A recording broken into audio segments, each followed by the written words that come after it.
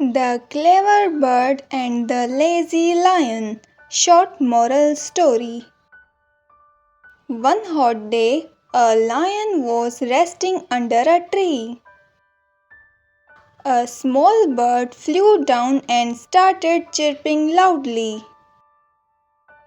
The lion was annoyed. "Why are you making so much noise?"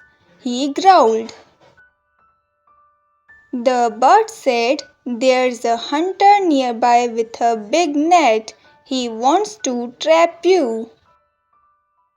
The lion laughed. "I am strong. I don't fear hunters."